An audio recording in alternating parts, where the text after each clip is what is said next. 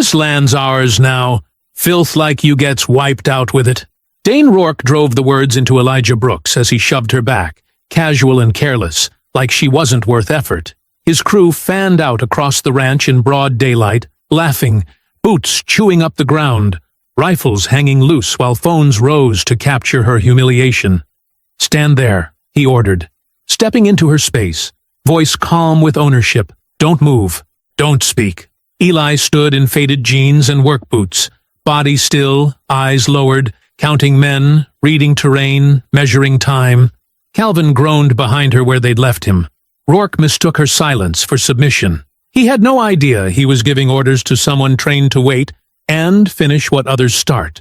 Before continuing, comment where in the world you are watching from, and make sure to subscribe, because tomorrow's story is one you can't miss. The setting sun painted long shadows across the ranch as Eli secured the heavy padlock on the tech room door. The metal clicked with familiar certainty, a sound that usually brought comfort at day's end. She watched Calvin in the nearby paddock, his silhouette moving steadily between the horses as he distributed the evening feed. "Almost done, Miss Brooks," Calvin called out, his voice carrying the warmth of honest work. "Just got 2 more to go." Eli nodded, allowing herself a small smile.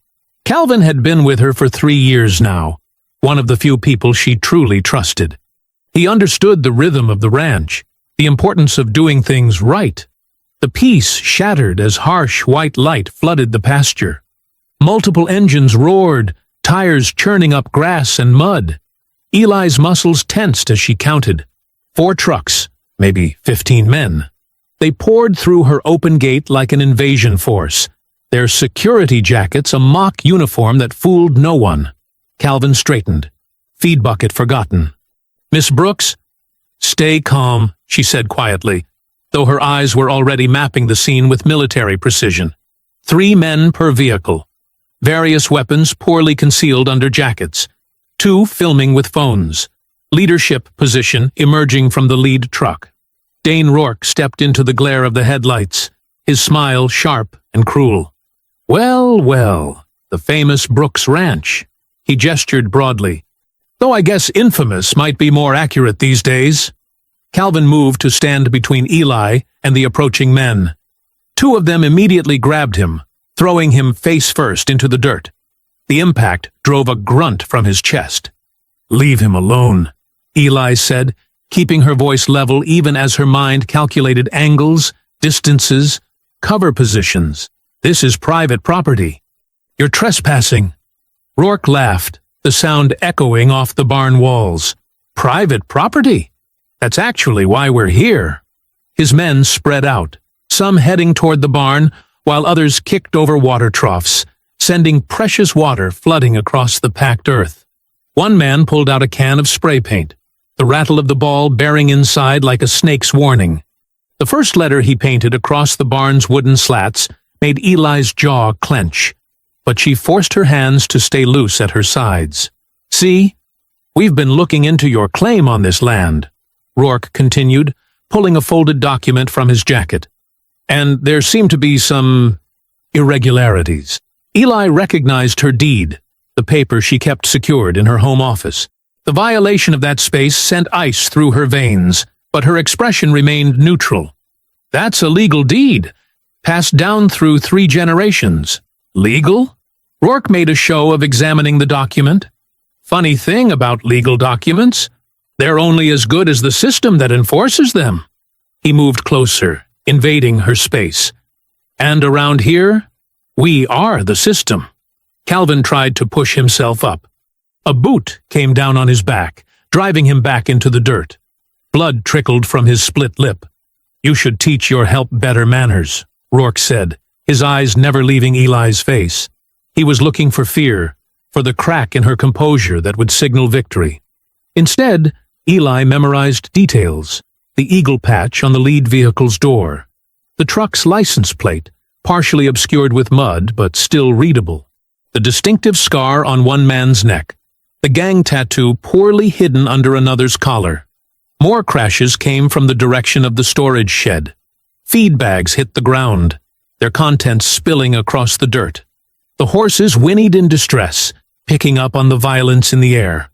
"This is just a courtesy visit," Rourke said, holding the deed up to the truck's headlights.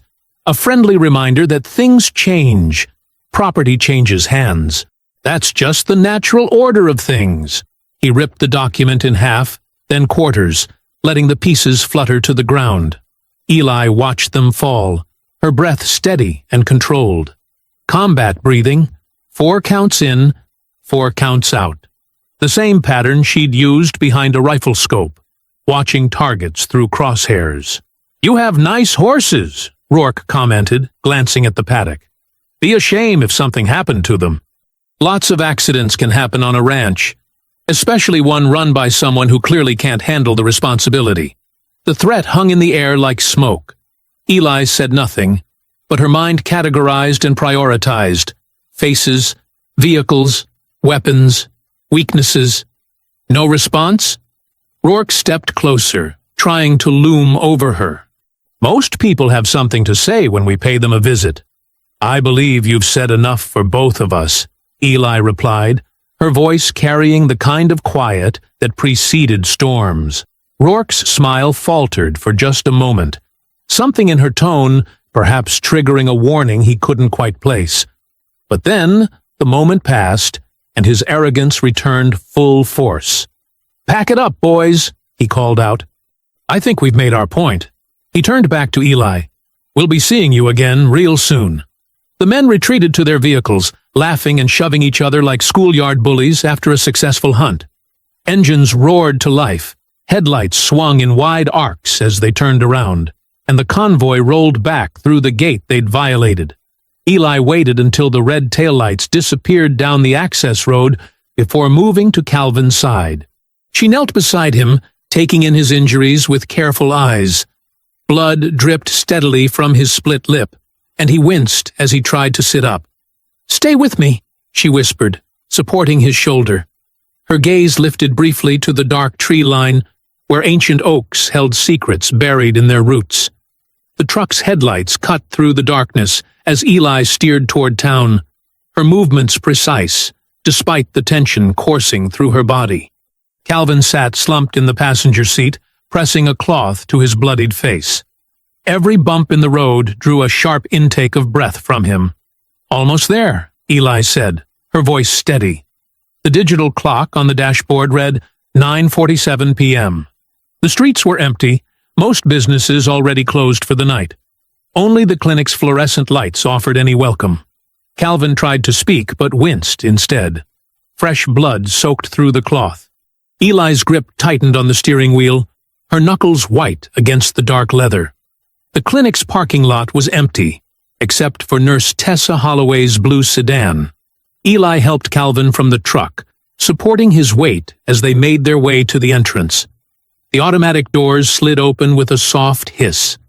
Tessa looked up from her desk, her eyes widening at the sight of Calvin's injuries. "Oh my God! Bring him back here." She quickly led them to an examination room, her professional demeanor taking over. "What happened?" "Gang of men attacked our ranch," Eli explained, helping Calvin onto the examination table. "Called themselves security.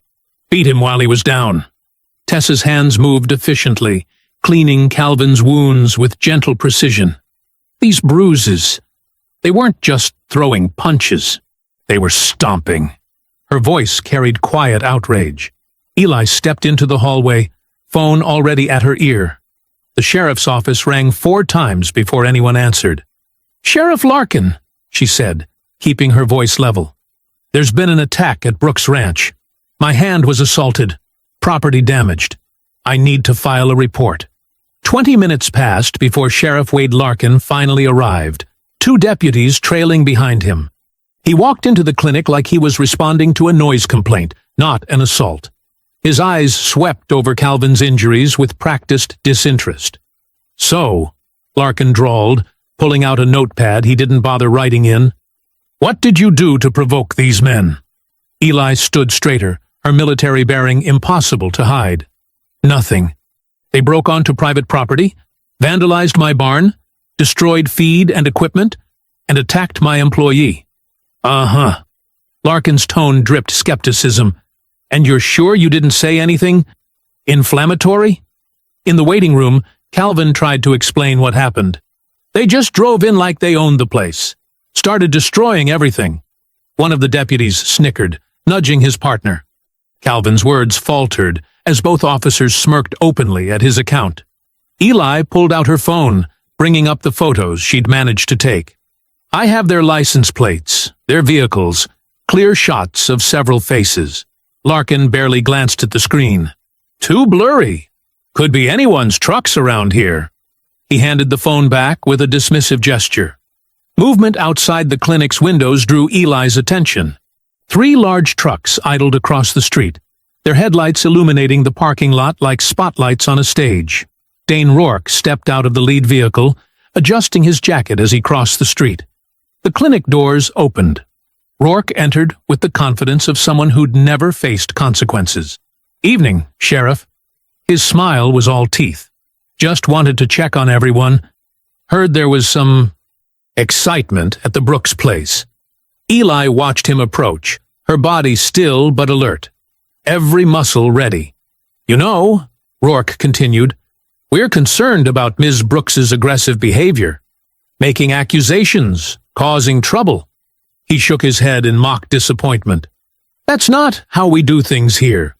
Calvin pushed himself up from his chair, face flushing with anger. You're lying. You attacked us. One of Rourke's men, who'd followed him in, stepped forward and drove his fist into Calvin's already injured ribs. The sucker punch would have dropped Calvin to the floor if Eli hadn't moved.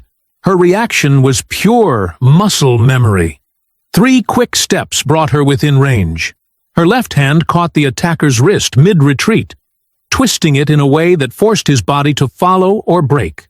Her right foot swept his leg, driving him to his knees. The whole takedown lasted less than 2 seconds. Silent, efficient, and brutally precise. The man gasped in pain, trapped in a joint lock that could snap his wrist with just a few pounds more pressure. Eli held him there, her face calm despite the fury in her eyes. Sheriff Larkin moved between them, but his back was to Rourke's man. His hand rested meaningfully on his holstered weapon as he addressed Eli. Let him go. Now. Eli released the hold, stepping back with controlled grace. The man scrambled away, cradling his wrist. Larkin's voice carried the full weight of his badge and his prejudice. Next time you touch one of them, I'll arrest you. His eyes were cold. That's not a warning. That's a promise. The moon hung high over Brooks Ranch as Eli stepped out of her truck near midnight. Her boots crunched on gravel as she retrieved a heavy-duty flashlight and a weathered notebook from behind the seat. The night air carried the metallic scent of coming rain. Calvin was inside the house now, resting on her insistence after Tessa gave him painkillers and wrapped his ribs. His truck remained at the clinic. They'd get it tomorrow. Eli had driven them home in tense silence, her mind already cataloging what needed to be done. She clicked on the flashlight, its beam cutting through the darkness as she started her walk along the fence line. The beam caught the glint of severed wire first. Clean cuts, professional tools, not random vandalism. She documented each break with her phone, noting GPS coordinates in her notebook. The fence damage led her toward the south pasture. The beam swept across trampled grass, following deep tire tracks that had torn up the soil. A sickening smell drew her attention to a dark shape near the water trough. Her throat tightened as the light revealed one of her calves, its throat cut. The animal hadn't died quickly. "I'm sorry," she whispered, kneeling to check for shell casings or boot prints. Instead, she found cigarette butts, evidence they'd stood around watching it die. Her hand trembled slightly as she bagged them for evidence, marking the location. The main gate bore the worst message. They'd used accelerant to burn a crude symbol into the metal, a hangman's noose. The paint around it was bubbled and blackened. Eli photographed it from multiple angles, her military training guiding her documentation. Each image needed to be clear, time-stamped, geotagged. Inside the house, she found Calvin awake on her couch despite the pain medication. His eyes were glassy, but fear kept him from real rest. "You should be sleeping," she said softly, setting down her notebook. Can't. His voice was rough. Keep seeing their faces. Keep feeling those boots. Eli nodded, understanding the phantom pain of remembered violence. She moved to her laptop, connecting her phone to upload the night steam rose from the untouched coffee mug on Eli's kitchen table, curling into the morning air like question marks. The lean notice lay flat beside her family's original deed, its crisp white paper an insult next to the aged parchment her great-grandfather had protected through decades of attempts to steal their land. She picked up her phone, fingers steady despite the anger simmering beneath her skin. The bank's number was familiar. She'd been doing business there for 15 years. After 3 rings, Margaret Wheeler's voice came through, professional but cooler than usual. First National Bank, how may I help you? Margaret, it's Eli Brooks.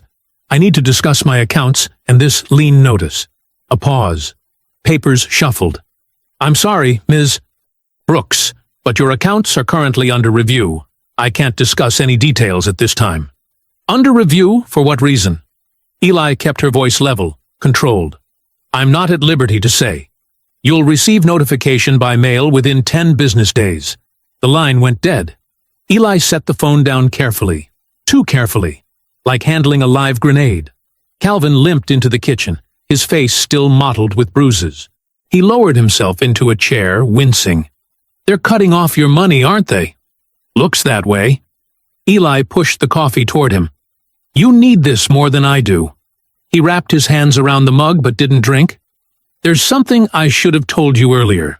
Few weeks back, I saw Rourke meeting someone behind the feed store. Didn't think much of it then, but now... He shifted uncomfortably. The guy had a county ID badge. They were looking at maps. Eli nodded, adding this piece to the puzzle forming in her mind. Time to visit the county recorder. The drive into town felt different now.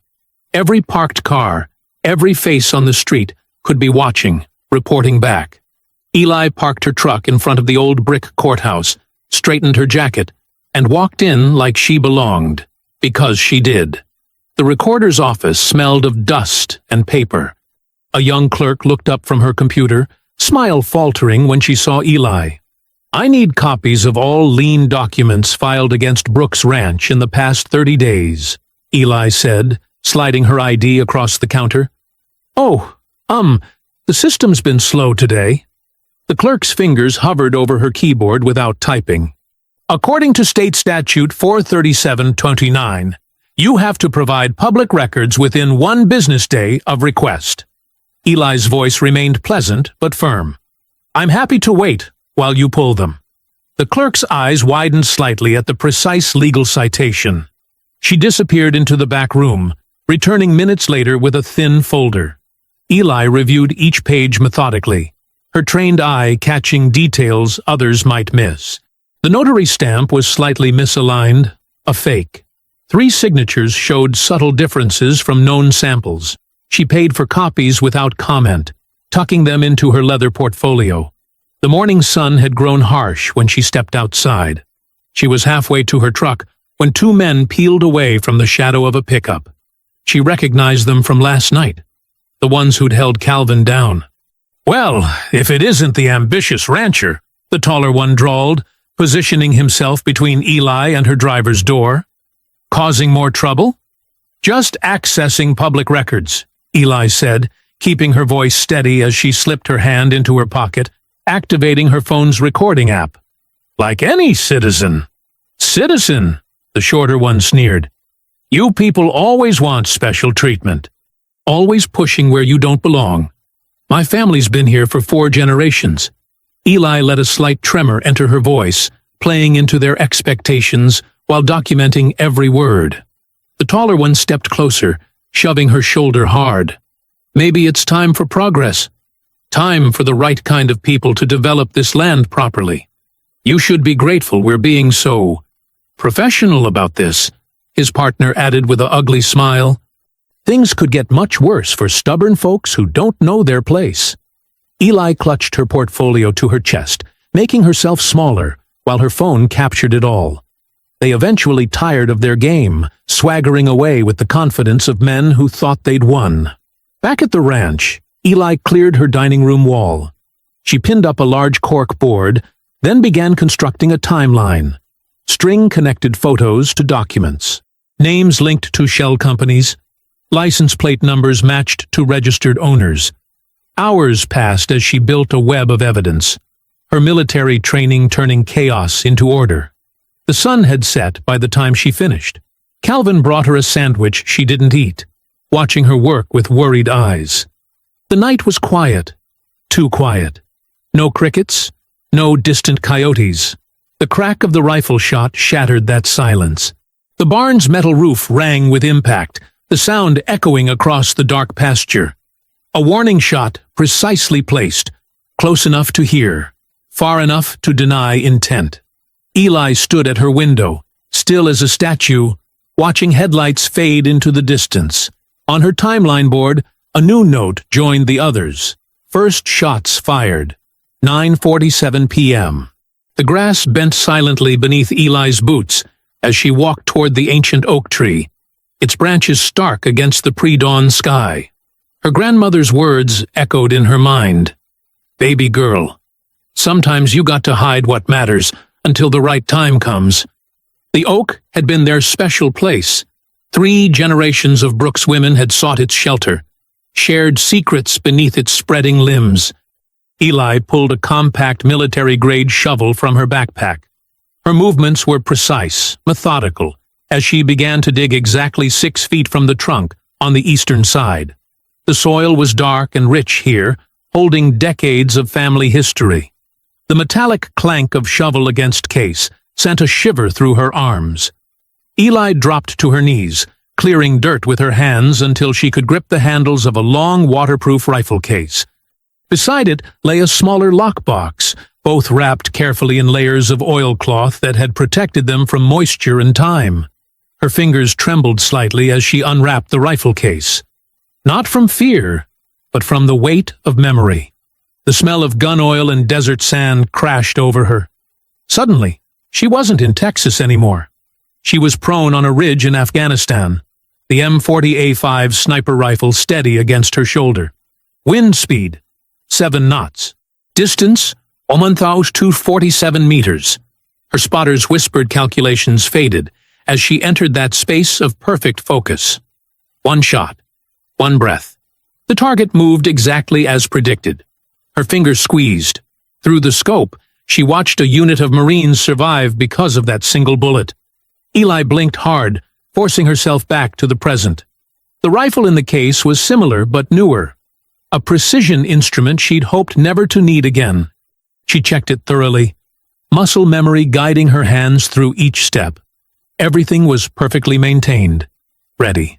The lockbox contained her military records, some heavily redacted, others with charred edges from a fire that had accidentally destroyed certain files. Missions that officially never happened. Commendations that were quietly erased. Lives saved that no one could acknowledge. Her phone vibrated.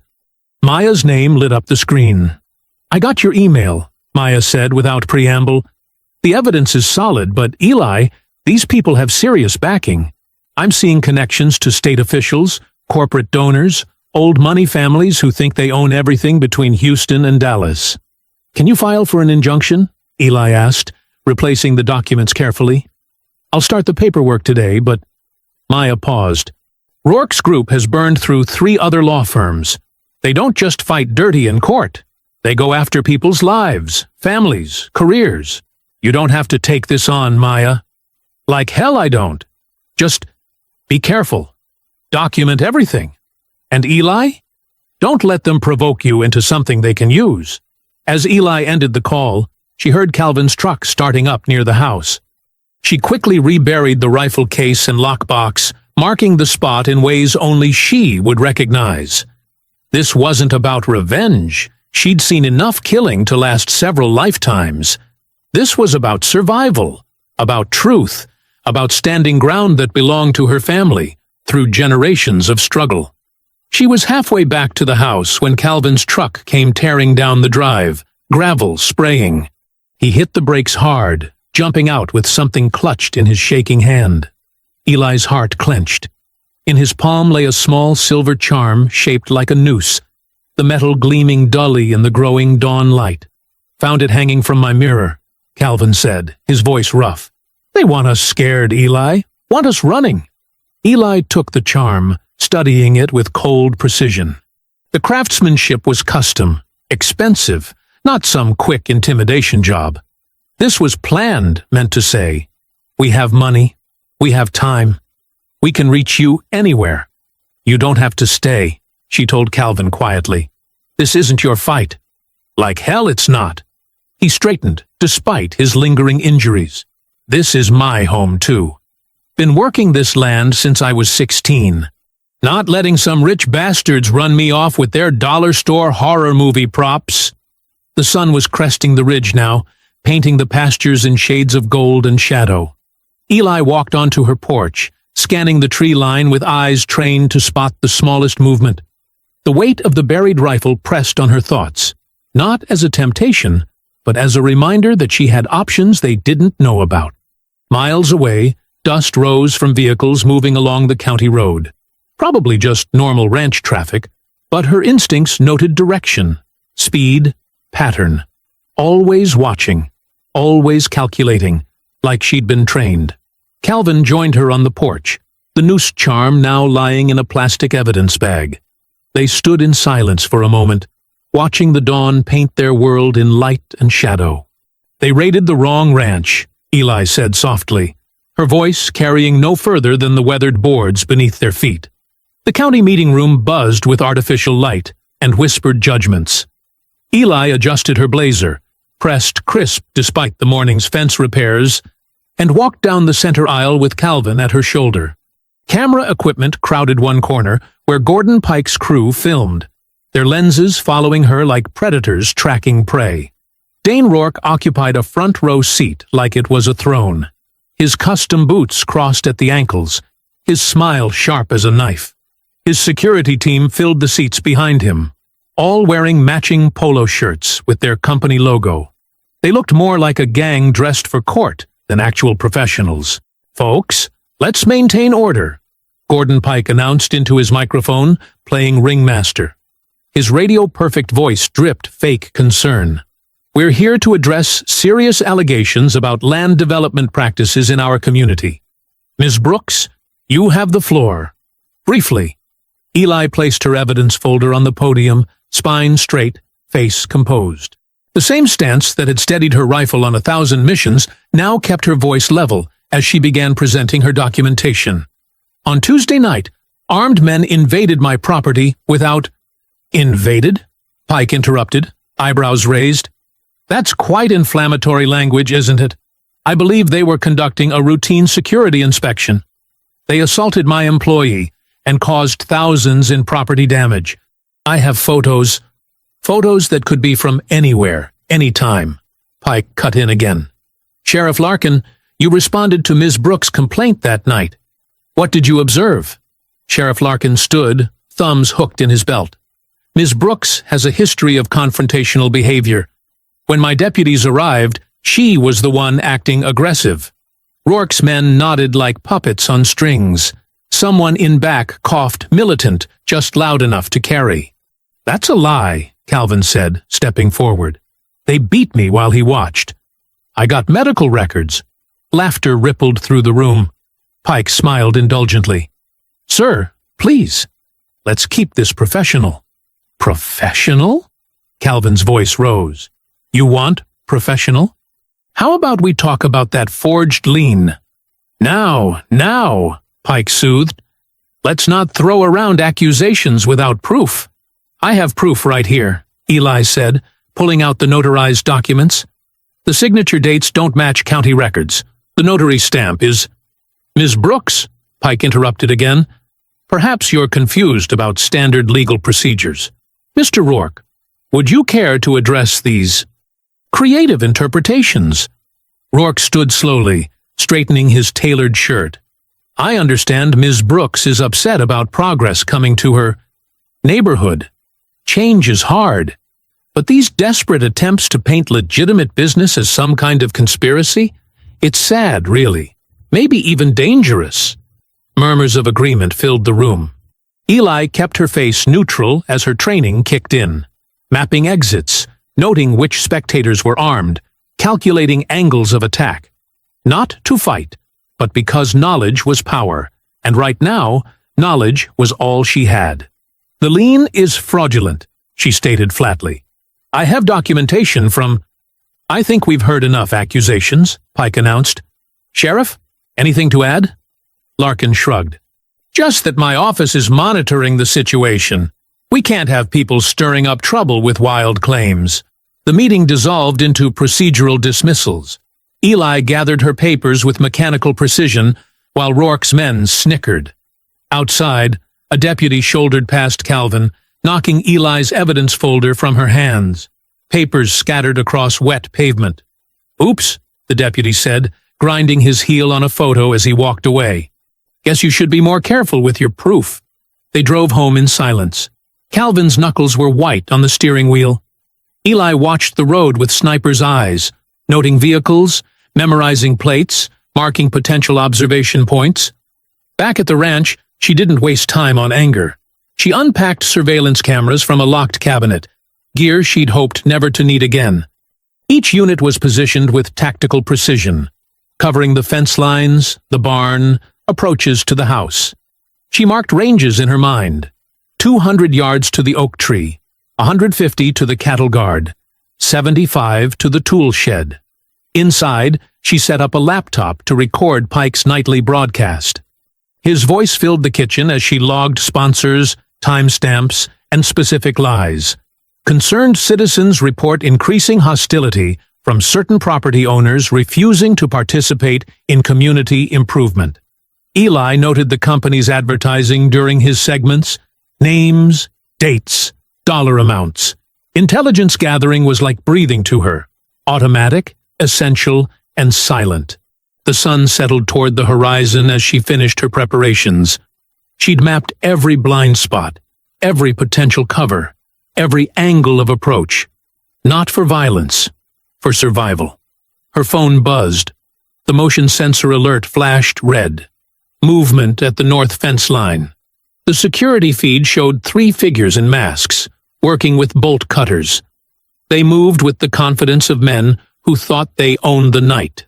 Eli watched their progress through her laptop screen, face illuminated by the cold blue glow. She didn't reach for a weapon. She didn't call the sheriff. She simply observed and recorded, gathering intelligence like she'd done in war zones across the world. The masked men cut through another section of fence, their movements casual, unhurried. They believed they were the hunters here. They were wrong. Eli crept through the tall grass, her movements fluid and silent. Years of combat training made stealth second nature. Her phone recorded video in one hand, while the other remained free. The barn's shadow provided perfect cover as she tracked the intruders' progress. Moonlight glinted off their masks, cheap Halloween varieties that wouldn't fool any security camera. She recognized their builds. Rourke's regular muscle, the ones who'd beaten Calvin. Their whispers carried across the quiet ranch. "Teach that uppity by—" "A lesson," one growled. "Break some windows, maybe start a little fire," another added with a laugh. "Boss says make it hurt this time." Eli's jaw tightened, but her breathing remained steady. She'd positioned the new floodlights carefully, angled to blind anyone approaching the house. The siren she'd rigged from old ranch equipment was crude but effective, wired to a remote trigger in her pocket. They were 20 yards from the house when she pressed the button. Light exploded across the yard. The modified cattle siren wailed like a banshee. The men staggered, cursing as their night vision shattered. But instead of running, they charged toward where she stood. The first man swung a length of pipe in a wide arc. Eli read the telegraph in his shoulder, stepped inside his reach before the swing peaked. Her hand clamped his elbow, hyperextending the joint with precise pressure. His grip loosened. She used his own momentum to drive him face first into a wooden post. The impact cracked his mask. "You crazy beat!" the second man shouted, launching into a football tackle. Eli pivoted, catching his shoulder and redirecting his charge. He stumbled past her, arms windmilling. She helped his momentum carry him over a metal feed barrel. He crashed hard on the other side. Before he could recover, her knee pinned his spine. The zip ties from her pocket made quick work of his wrists. The third man bolted toward the trees. Calvin emerged from behind the barn, gripping a shovel with white-knuckled hands. His face showed fear, but his stance was pure defiance as he blocked the escape route. "Stop right there!" Calvin's voice shook, but held firm. The masked man didn't slow. He barreled into Calvin, knocking him sprawling. The shovel clattered away. Eli was already moving. Her boots barely seemed to touch the ground as she closed the distance. The fleeing attacker heard her coming, started to turn. She drove her shoulder into his kidney with controlled violence. The impact lifted him off his feet, expelled his breath in a whoosh. He crumpled, gasping. "Stay down," she commanded, voice cold as gunmetal. He tried to crawl. She trapped his arm in a joint lock that made him yelp. "I said stay down." Calvin retrieved his shovel, hands steadier now. "Got more zip ties?" Eli secured the third man, while Calvin helped drag all three into the floodlit yard. She positioned them carefully, facing the cameras she'd mounted that afternoon. Their masks had shifted in the struggle, revealing familiar faces.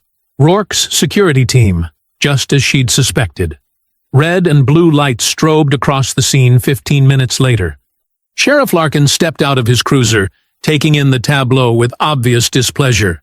His deputies spread out, hands on their weapons. "What happened here?" Larkin demanded. "These men trespassed and attacked us," Eli stated flatly. "I have video evidence of the entire incident." "They assaulted me first," Calvin added.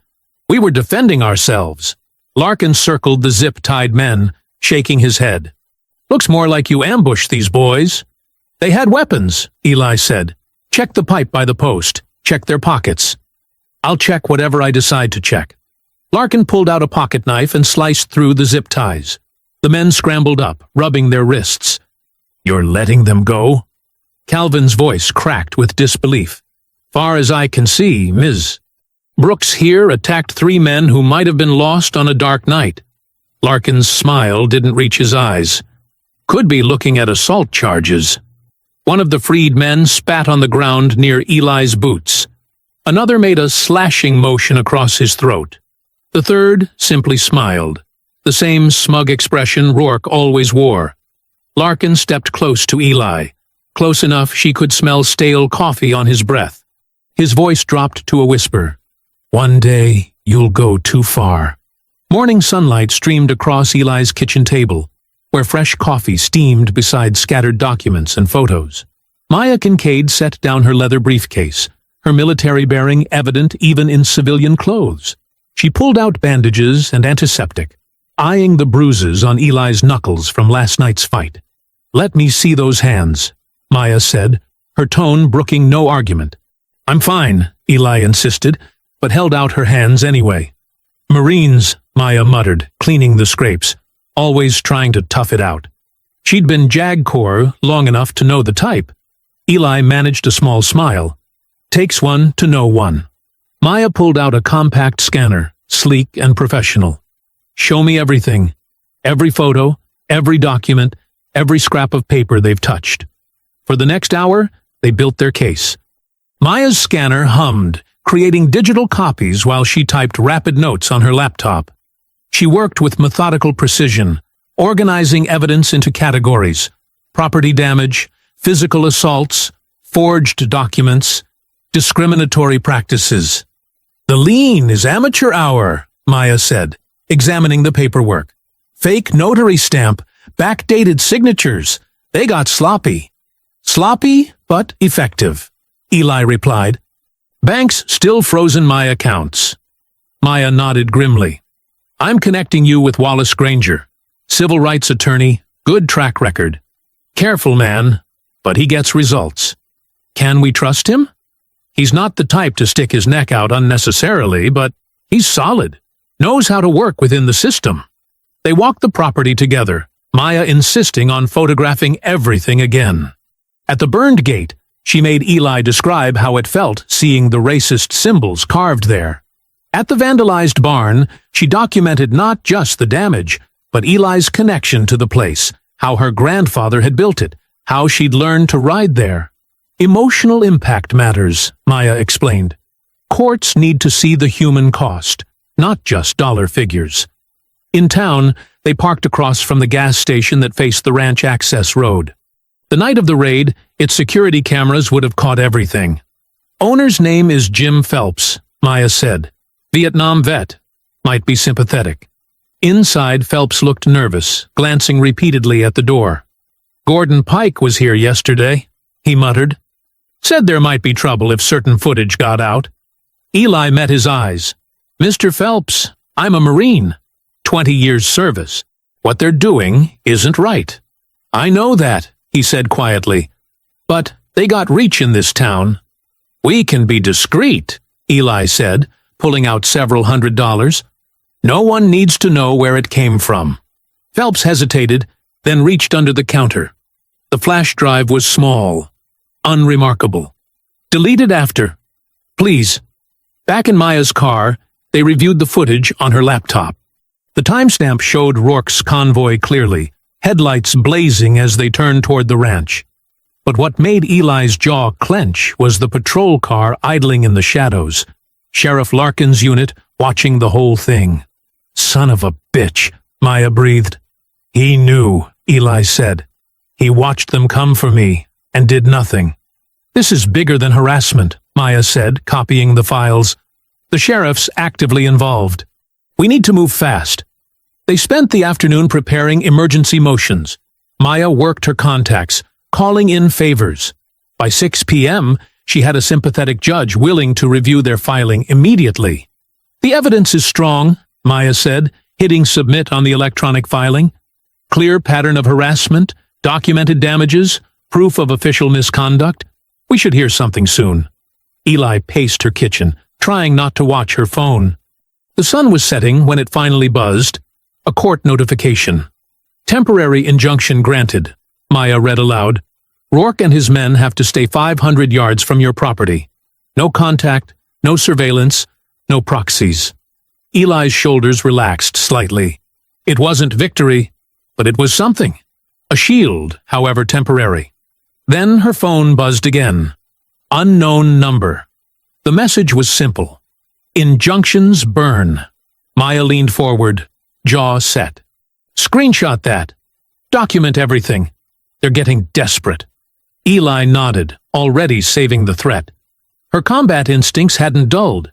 She could feel the situation escalating, moving toward inevitable confrontation. But for now, she had what she needed. Proof, allies, and a legal foothold. What's our next move? She asked. We press the advantage, Maya replied, pulling out more files. I've got tax records showing suspicious patterns in local property transfers. And there's something odd about Rourke's company registration. Shell corporations, hidden ownership. They worked as darkness fell, building their case piece by piece. The injunction was just the beginning. The real fight, for justice, for her land, for the truth, was still ahead. But for the first time since the raids began, Eli felt the momentum shifting. She had evidence of corruption now, proof that couldn't be ignored or explained away. Maya gathered her things to leave, pausing at the door. Get some rest. Tomorrow we start depositions. Make them answer for everything under oath. Eli nodded, watching her drive away. The night was quiet except for distant coyotes. Her land stretched dark and peaceful around her. Generations of history in every acre. She wouldn't let them take it. Not with threats, not with lies, not with fire. The temporary injunction was just paper. But paper could tell the truth, expose lies, force justice. And Eli Brooks had learned in war. Sometimes the right papers, in the right hands, could be more powerful than bullets. The crack of splintering wood jolted Eli awake. Her eyes snapped open to darkness, but something was wrong. A sickly sweet chemical smell filled her nose. Gasoline. Then came the soft whoosh of flames catching. She was moving before her mind fully processed it. Military training kicking in. Boots on, phone in hand, gun in waistband. Through her bedroom window, orange light flickered against the barn's weathered walls. Fire raced up the boards like hungry fingers, accelerant, feeding its spread. "Calvin!" she shouted, pounding his door. "Fire! Get up!" He stumbled out, eyes wide. "Jesus Christ!" "Truck!" "Now!" She shoved the keys into his hand while dialing 911. "Start it up! We've got horses to save!" The dispatcher's voice crackled as Eli sprinted to the mudroom, grabbing fire extinguishers. "Fire department is en route to Brooks Ranch." "Tell them hurry," Eli snapped. "It's accelerant-based, spreading fast. Livestock in danger." Heat slapped her face as she ran toward the barn. The south wall was fully involved now, flames reaching for the roof. Calvin pulled the truck around, headlights cutting through thick smoke. Eli attacked the fire near the main doors with short bursts from the extinguisher, creating a narrow path. "Stay low!" she ordered Calvin as they pushed inside. The heat was crushing, smoke rolling along the ceiling. Horses screamed in their stalls, kicking walls in panic. Eli's throat burned with each breath. They worked fast, Eli cutting lead ropes while Calvin guided panicked animals toward the door. The first 3 horses bolted free. Then 4 more. But the fire was winning, eating through old wood faster than they could work. A support beam groaned overhead. "That's it!" Calvin shouted. "We gotta go!" Eli turned to follow, then froze. Through the thickening smoke, a shadow moved near her office door. Not the jerky motion of flames, but purposeful, human. "Someone's in the tack room," she growled. "Eli, don't—" But she was already moving, ducking under burning debris. Through the smoke, she glimpsed a figure stuffing papers into a bag. Her files, her evidence. Rage cut through her fear. "Hey!" she shouted. The thief spun and ran. Eli burst out of the barn side door in pursuit, lungs burning. The figure was male, tall, dressed in dark clothes. He cut across the paddock, heading for the tree line. Eli gained ground with each stride. He must have heard her footsteps because he whirled suddenly, crowbar swinging at head height. Eli's forearm came up instinctively, blocking the strike. Pain blazed through her arm, but she was already moving, Marine combat training taking over. Her knee drove up into his ribs with crushing force. He doubled over with a grunt. The bag hit the ground as he staggered back. Eli reached for him, but he kicked dirt in her face and sprinted away. She started to follow, then heard Calvin shouting her name. The barn's roof was fully engulfed now. Fire engine sirens wailed in the distance. Too distant. When they finally arrived, the firefighters moved with bizarre lethargy. No urgency in their hoses, no hustle in their steps. Eli watched in disbelief as they practically strolled around the building, making no real effort to save it. "What the hell are you doing?" she demanded. "That's my livelihood burning." The fire chief barely glanced at her. "Ma'am, please stay back. We've got this under control." But they didn't have it under control. They were letting it burn. A familiar voice cut through the chaos. "Live from Brooks Ranch, where karma seems to have caught up with our local troublemaker." Gordon Pike stood near his car, phone held high, streaming video. His face glowed with reflected flames as he narrated. After weeks of aggressive behavior and baseless accusations against upstanding citizens, it seems Ms. Brooks's property has suffered an unfortunate accident. Sources suggest electrical issues may be to blame, though, of course, we'll wait for official investigation. Eli started toward him, hands clenching, but Calvin caught her arm. "Don't," he whispered. "That's what he wants. More footage of you being aggressive." She forced herself to turn away, focusing instead on checking the horses. They'd gotten most out, but 2 were missing. The guilt and grief would come later. For now, she had to stay functional. Through the rest of the night, she documented everything, took photos, recorded the firefighters' suspicious behavior, noted exactly when they'd arrived and what they hadn't done. Pike kept filming, kept narrating his poison. Other vehicles arrived, locals drawn by the flames, watching from a distance. Some looked troubled. Others smiled. Finally, dawn began breaking over the smoking ruins. The fire had taken almost everything: barn, equipment, feed, records. Eli stood in the ashes, clutching the recovered bag she'd fought for. But when she opened it, her stomach dropped. The files inside were worthless duplicates, old papers. Her lockbox, the one containing her military records, her real evidence, her proof, was gone. She looked at the ruins of her barn, the smoldering reminder that paper injunctions couldn't stop men who played with fire, that the law meant nothing when those meant to enforce it looked away, that sometimes justice required more than documents and lawyers. Around her, the ranch was waking. Birds called. Horses stamped nervously in the pasture.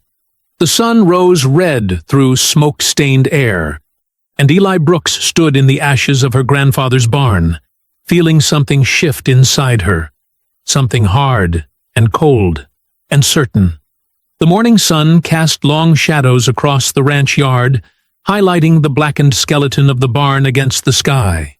Eli and Maya sat on the pickup's tailgate, their hands streaked with ash from salvaging what little they could.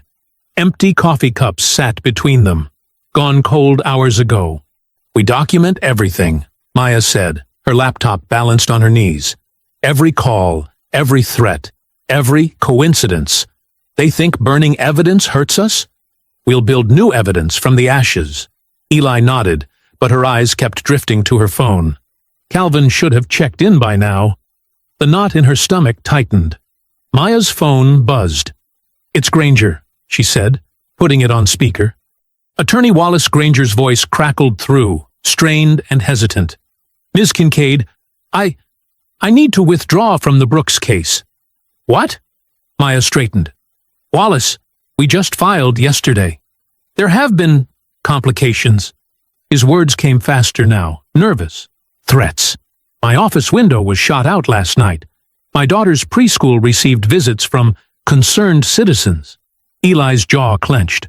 More isolation tactics. "Wallace, we can get protection orders," Maya argued. "File complaints with..." "With who?" Granger cut in. "The same sheriff's department that watched that barn burn? The same judges who..." He took a shaky breath. "I'm sorry. I truly am. But I have a family." The line went dead. "Coward," Maya spat. But Eli saw the fear in her friend's eyes. They both knew Granger wasn't wrong about the risks. Maya's phone buzzed again an hour later. The news hit like another gut punch. The judge had reversed the injunction, citing procedural errors in the filing. The timing was too perfect to be coincidence. "I'll refile," Maya insisted. "Different jurisdiction. Different." "They'll just block it again," Eli said quietly. "This isn't about law anymore. It's about power." She stood, checking her watch. Calvin should have been back with supplies by now. She tried his cell again. Straight to voicemail. Wrong feeling crawled up her spine. "I'm going to look for him," she told Maya. "Stay here. Watch the cameras. Call if anyone shows up." The drive into town felt longer than usual, each mile adding weight to her dread. The hardware store's parking lot was empty, except for Calvin's truck, parked crooked behind the building. Driver's door hanging open. That damn noose charm swaying from the mirror like a taunt. Eli approached carefully, scanning for threats. Blood darkened the seat fabric. Not much, but enough. Enough to say they had him. Enough to prove they could take whatever they wanted. She found Sheriff Larkin at the station, boots up on his desk, radio murmuring country music. His smile didn't reach his eyes. "Calvin Reed?" He made a show of checking papers. No reports of any disturbance. Probably just ran off. "Lots of drifters do, when things get tough." "There's blood in his truck," Eli said, voice flat. "Maybe he cut himself." Larkin's smile widened. "You seem awful worked up, Ms. Brooks. All these accusations, all this anger. Folks might think you're spiraling. Stress can do funny things to a person's mind." Eli's hands trembled. The urge to vault his desk and introduce him to real stress was almost overwhelming. But that's what they wanted. Her losing control, giving them excuse to lock her up while they erased every trace of their crimes. She forced herself still, remembered sniper breathing. Slow in, slower out. "I want to file a missing persons report," she said carefully. "Sure thing."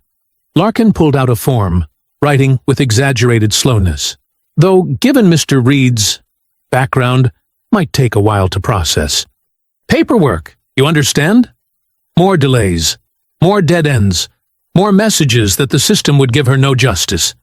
The drive home was a blur. Maya met her at the gate, face grim. "Any sign?" Eli shook her head. Inside, she laid out her equipment on the kitchen table with mechanical precision. Surveillance cameras, rangefinders, topographical maps marked with sight lines and approach routes. Her hands moved with the calm efficiency of someone who'd done this before, in other wars. "They're following a playbook," she said, voice distant. "Isolate the target. Remove supporters. Exhaust resources. Break resistance step by step until surrender looks like the only option." "We're not beaten yet," Maya insisted. "I've got calls in to Federal—" Eli's phone chimed. New message, unknown number. The video opened on Calvin's face, bruised and swollen. Blood matted his hair. Zip ties cut into his wrists. Dane Rourke stood beside him, immaculate in his business casual outfit, smiling like this was a friendly meeting. "Evening, Ms. Brooks," Rourke said pleasantly. "I believe we can finally dispense with the legal theatrics. You have something I want. I have something you want." He patted Calvin's shoulder, making him flinch. Simple exchange. Text appeared below. "Sign the land over." Maya swore viciously. But Eli just stared at the screen, at Calvin's battered face, at Rourke's smug smile. The last piece clicked into place. They thought they were breaking her. They thought they were winning. They didn't understand what they'd just done. The charred beams of the barn loft creaked softly as Eli settled into position. The familiar weight of her rifle balanced against her shoulder. Smoke still clung to the scorched wood, but the elevation gave her a perfect view of her land and the roads beyond. The night pressed close, heavy with purpose. Below, motion sensors and tripwires created an invisible web across her property. Not to harm, to warn, to track, to control the battlefield. She'd spent the afternoon placing them with the same methodical precision she'd once used in other war zones. The tablet beside her flickered with the video feed of Calvan. She studied it frame by frame, her jaw tight, but her hands steady. The background behind his bound form revealed telling details. A distinctive crack in concrete walls, a partial company logo, the angle of evening shadows. The abandoned River Rock Quarry office just past the county line. Close enough to control, far enough to avoid local witnesses. She wouldn't rush. Rushing got people killed. Instead, Eli touched her phone's screen, activating the dead man server Maya had set up. If she didn't enter a code every 12 hours, everything would release automatically. Financial records, surveillance footage, recorded threats, all carefully documented and packaged for federal investigators. A digital insurance policy. Next came the emails, scheduled for dawn. Every company that sponsored Pike's hate-filled radio show would receive clips of his most vicious lies, his calls for violence barely coded enough to stay legal. Let them see what they were really funding. The night deepened. Eli tracked movement at the quarry through her scope. 3 guards at the gate, rotating hourly. 2 more patrolling the perimeter. Trucks coming and going, mostly local muscle-playing soldier, their patterns sloppy with overconfidence. They didn't expect resistance. They never did. A guard stepped into view, cigarette glowing as he laughed at something his partner said. The sound carried across the empty quarry. Eli controlled her breathing, just like she'd been trained. 4 counts in, 4 counts hold, 4 counts out. The crosshairs settled. She squeezed the trigger. The spotlight above the guard's head exploded in a shower of glass and sparks. Darkness slammed down as shouts erupted. Confusion spread like ripples in a pond. Guards scrambled for cover, shooting at shadows while Eli was already moving, ghosting to her next position before they could even guess her direction. This wasn't about killing. It was about control, about leverage, about showing them that their power wasn't absolute. 2 more shots, precise and measured. 2 more lights shattered. The quarry office now sat in complete darkness, while flashlight beams stabbed wildly at nothing. Eli's radio crackled softly. Maya monitoring police channels. "Sheriff's department is holding back," she whispered. They're not responding to calls from the quarry." Of course not. They couldn't risk official involvement now. This was beyond their carefully maintained fiction of law and order. Through her scope, Eli watched Rourke emerge from the office, his casual confidence finally cracking. He shouted at his men, gesturing angrily at the darkness. They had lost control of their own fortress without taking a single casualty. Her phone vibrated. A text from Rourke. "Come alone." Eli allowed herself a small, cold smile as she typed her response. "I'm already here." The message sent, and she watched Rourke's face in her scope as he read it. For the first time, real fear flickered across his features. Good. Fear made people sloppy. Fear made them desperate. She settled deeper into her position, checking her ammunition and water supply. The night was still young. More guards were arriving, but they bunched together now, jumping at shadows. Their flashlight beams revealed their positions, while she remained invisible in the darkness. Through her scope, she could see Calvin through a window, still bound, but alive. They hadn't hurt him worse. They needed him as a bargaining chip. But they had miscalculated badly. They thought this was about land, about money, about power.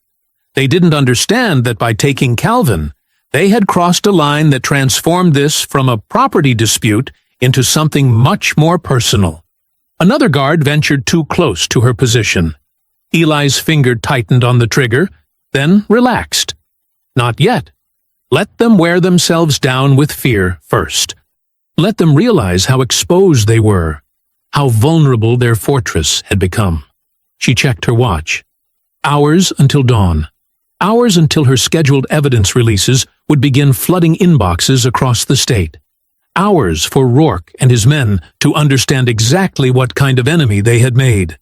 Wind whispered through the burned barn beams, carrying the acrid scent of ash and vengeance.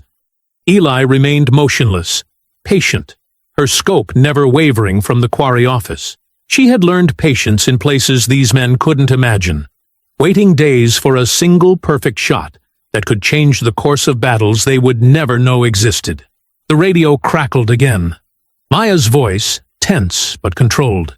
"Eli, I've got movement on the back road. 3 more vehicles incoming." "Copy," Eli whispered. "Keep monitoring." She shifted slightly, adjusting her angle to cover the new approach. Let them come. Let them gather. The more they concentrated their forces here, the more vulnerable they became. Every man they brought was another witness, another potential weak point, another person who might break under pressure. Her phone buzzed again with another message from Rourke, but she didn't check it. She didn't need to. The time for threats and negotiations was over.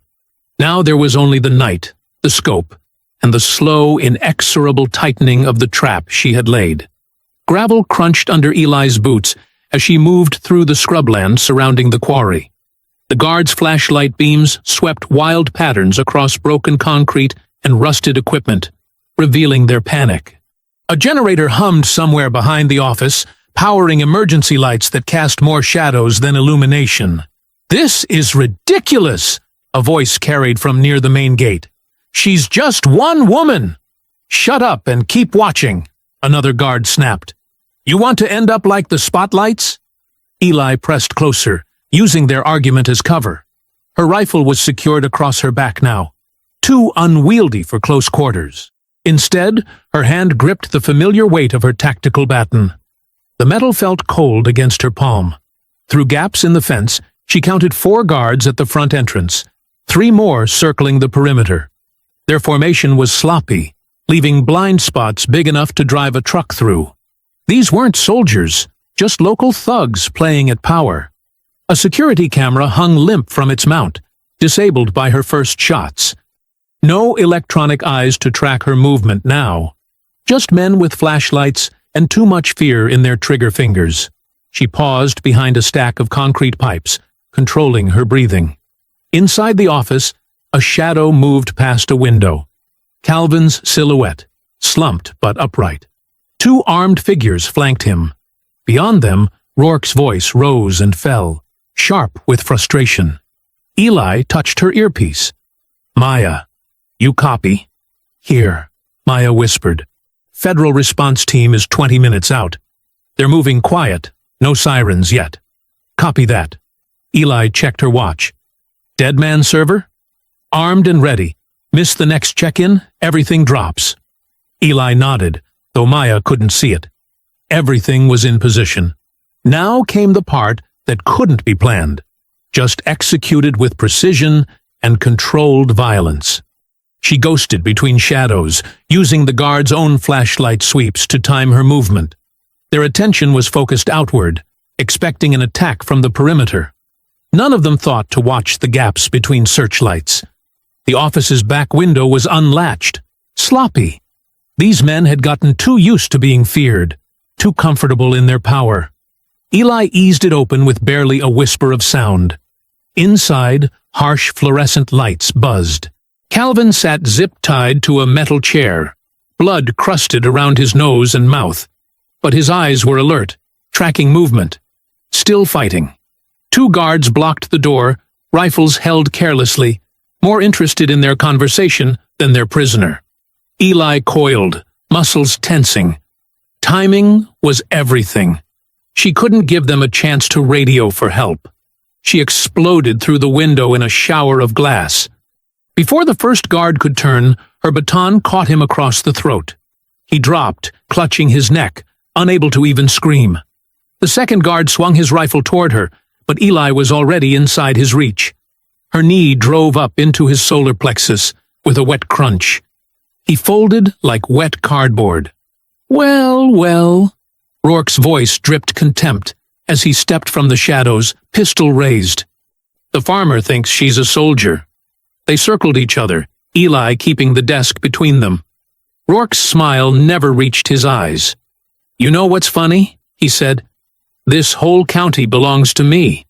Sheriff, judges, commissioners, all bought and paid for. But you just couldn't accept that, could you?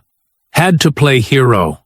"You talk too much," Eli said softly. She fainted left.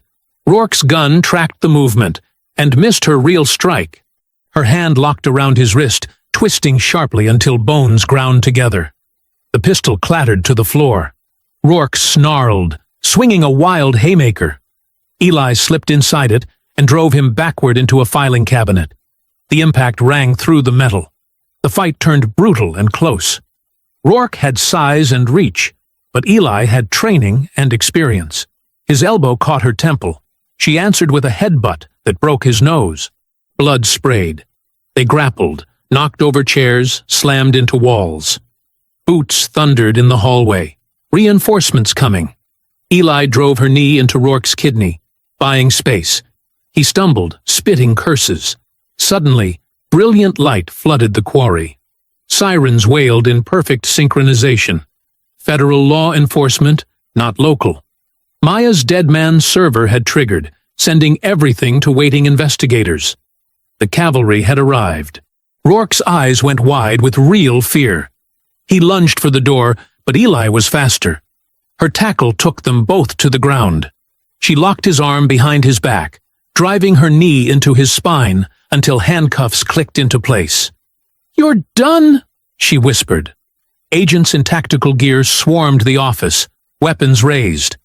Eli kept Rourke pinned until they took control, then scrambled to Calvin. Her hands shook slightly as she cut his bonds. Calvin collapsed against her shoulder, trembling but alive. "Knew you'd come," he mumbled. "Always," she said, holding him steady. Rourke thrashed and screamed as agents dragged him toward the door. "This changes nothing," he shouted. "You'll still lose the land anyway. You hear me? You'll lose everything." Pink streaks painted the sky as emergency lights continued to flash across the quarry's rusted equipment. Yellow crime scene tape fluttered in the morning breeze, creating boundaries around areas where federal agents worked methodically, documenting everything. Eli sat on the tailgate of an FBI vehicle, a blanket draped over her shoulders more for protocol than comfort. Her hands were steady as she sipped from a paper cup of water. Two agents in dark jackets approached, notebooks ready. "Ms. Brooks," the female agent said, "I'm Special Agent Teresa Martinez. This is Agent Cooper. We need your statement." Eli nodded, her voice calm and clear as she laid out the sequence of events. She started with the initial raid on her ranch, describing each escalation with precise detail. When she mentioned the evidence backups, Agent Cooper's eyebrows raised. "You maintained copies across multiple secure servers?" "Maya Kincaid helped set that up," Eli explained. "Everything's time-stamped, geotagged, and authenticated. The dead man switch was her idea too." Martinez made notes. "That's impressively thorough preparation." "In the Marines, we called it contingency planning," Eli said. "Always have backup for your backup."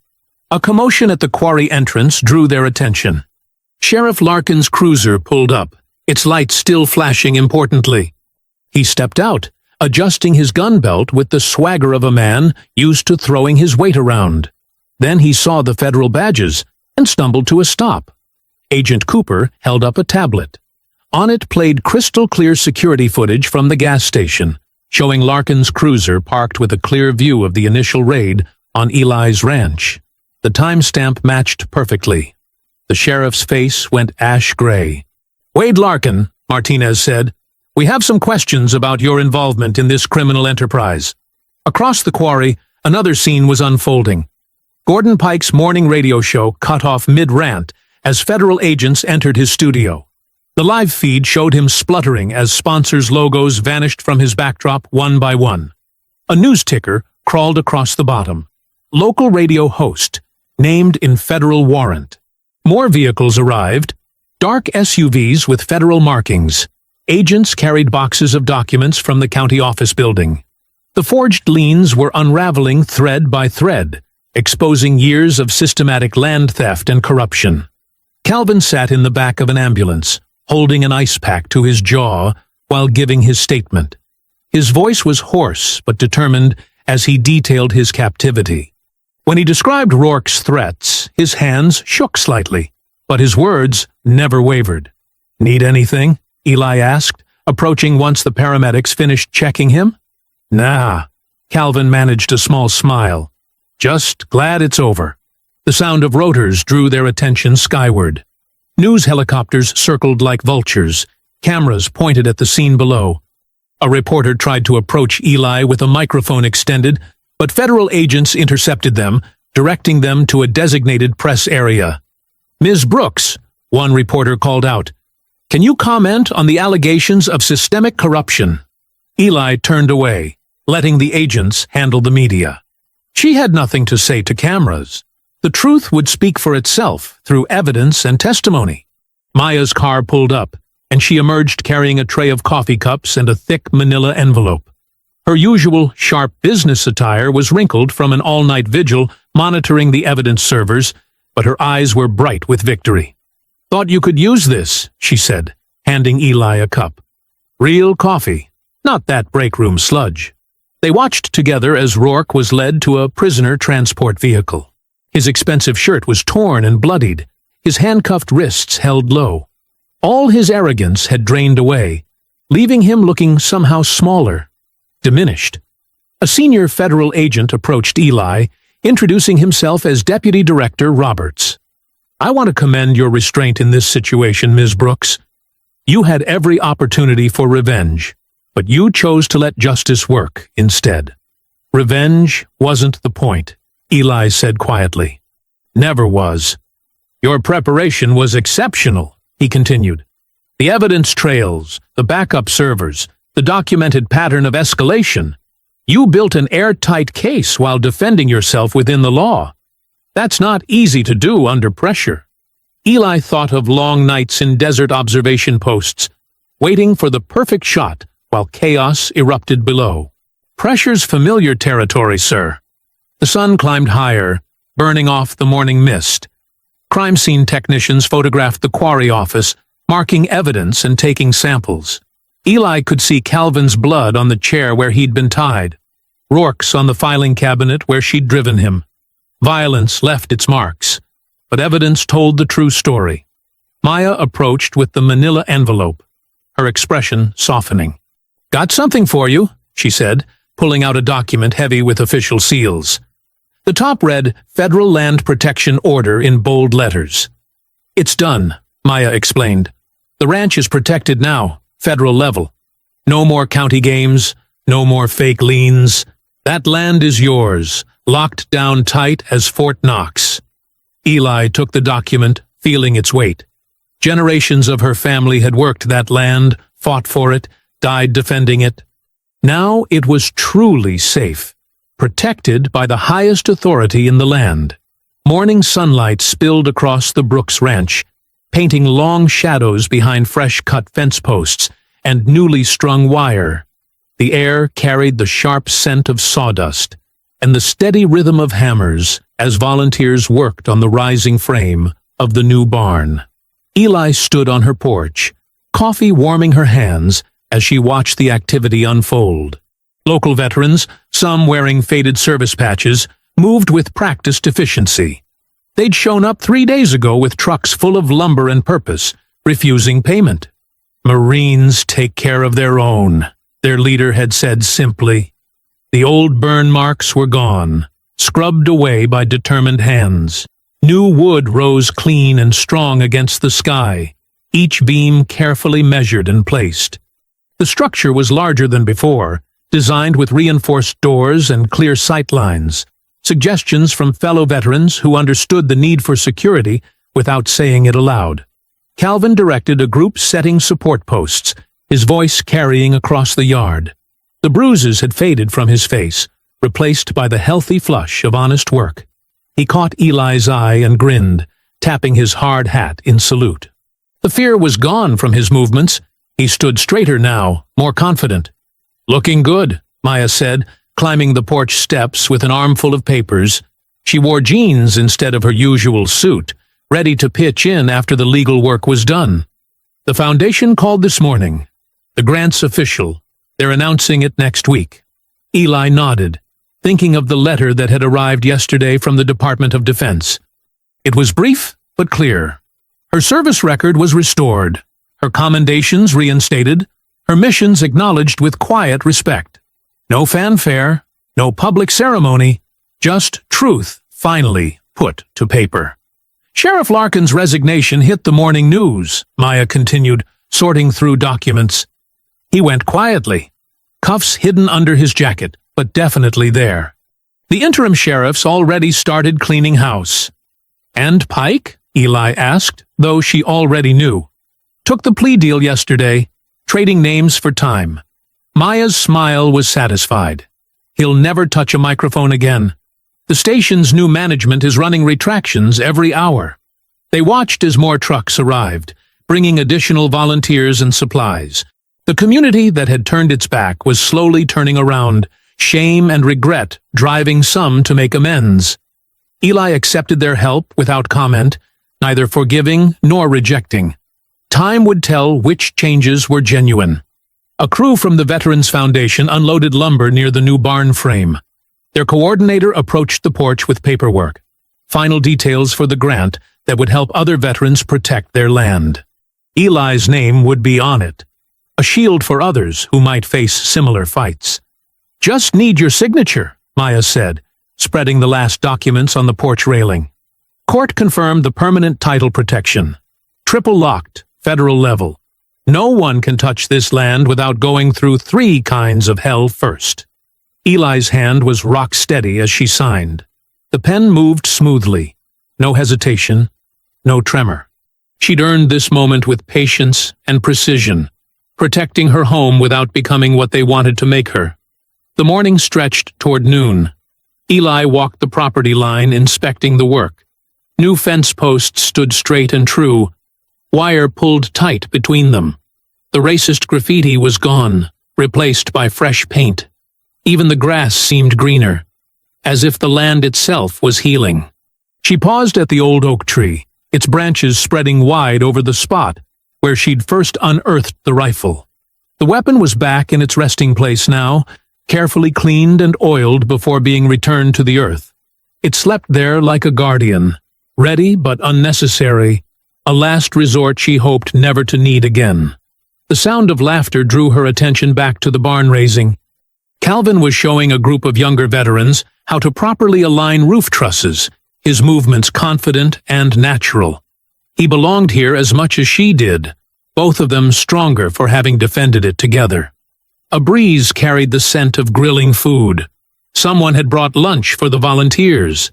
The atmosphere was almost festive, but with an undercurrent of serious purpose. These people understood what it meant to rebuild, to reclaim, to stand your ground without losing yourself. Maya waved from near the construction site, holding up more papers that needed attention. Always more paperwork, but this kind built rather than destroyed.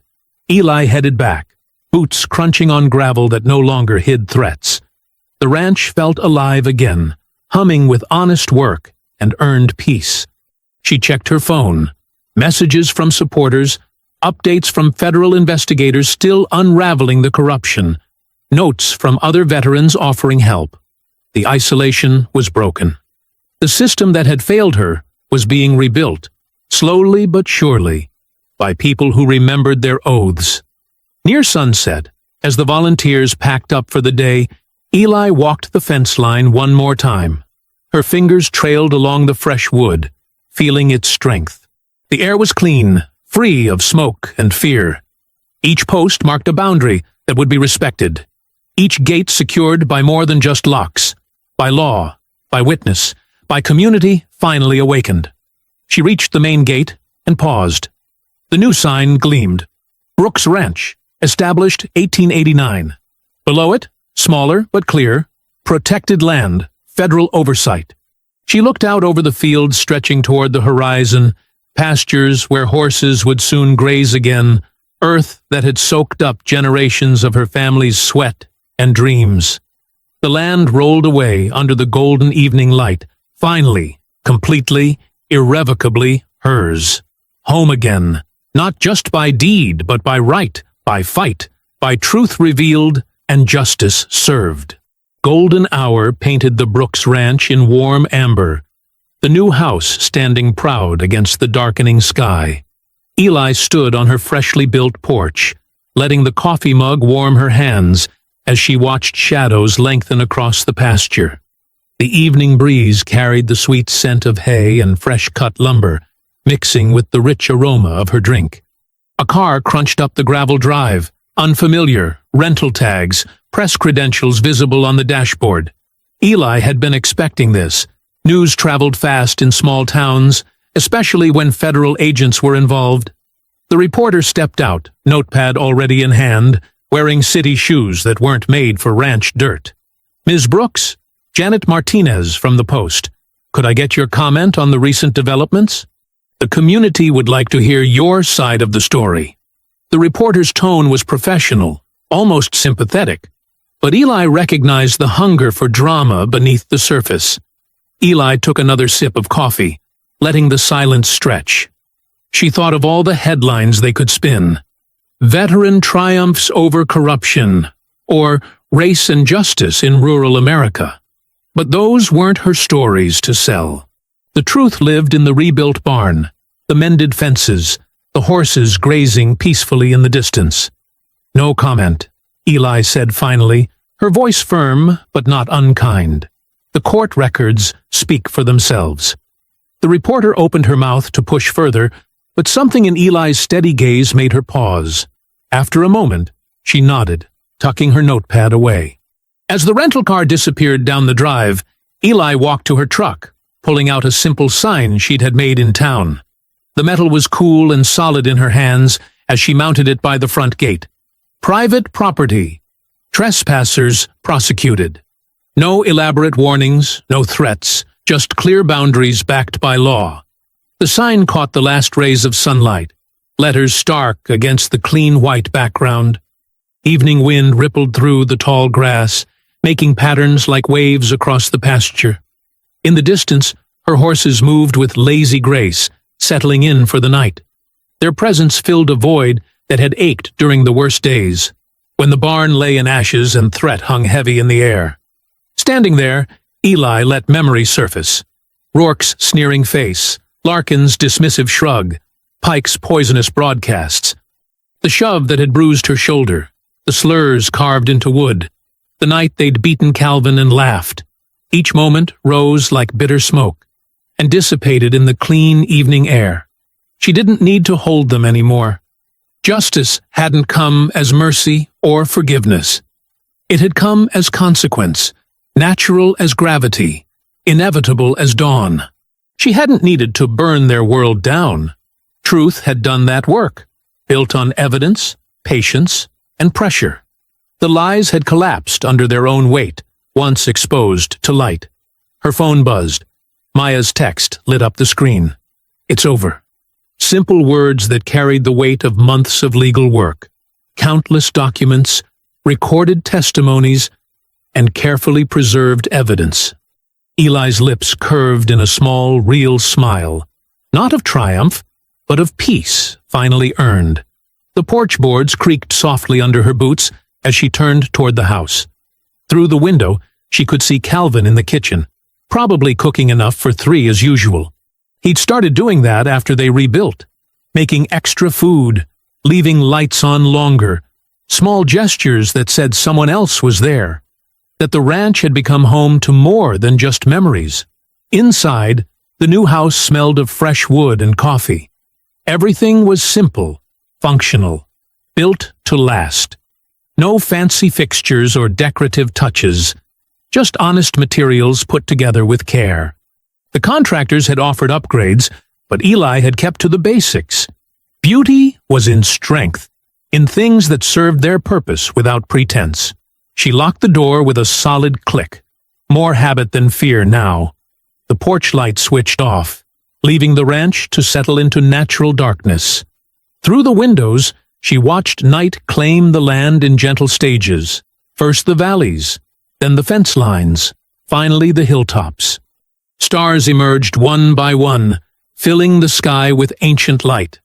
The quiet wasn't empty anymore. It held the sound of horses shifting in their stalls, wind in the grass, the occasional distant call of a night bird. The ranch breathed with its own rhythm, not nervous or watchful, but calm, present, alive. Eli moved through her evening routine, checking cameras more from habit than necessity, walking the house's perimeter, making sure Calvin had actually gone home instead of falling asleep on the couch again. The motions were familiar but lighter now, free from the weight of constant vigilance. In the distance, coyotes called to each other, their voices carrying clear across the open land. Time was when such sounds made her reach for weapons, scanning for threats in every shadow. Now she just listened, recognizing them as part of the night's natural chorus. The ranch held its boundaries, secure in its own right to exist. Upstairs, in her new bedroom, Eli stood at the window. The stars had fully emerged, scattered like brilliant dust across the dark sky. Below, the land stretched out, solid and unchanging. Fences traced property lines that would hold, protected by more than just wire and wood now. The night passed peacefully, as nights would continue to pass, not because the world had become kinder, but because she had made her peace of it strong enough to endure. If you enjoyed the story, leave a like to support my channel, and subscribe so that you do not miss out on the next one. On the screen, I have picked 2 special stories just for you. Have a wonderful day.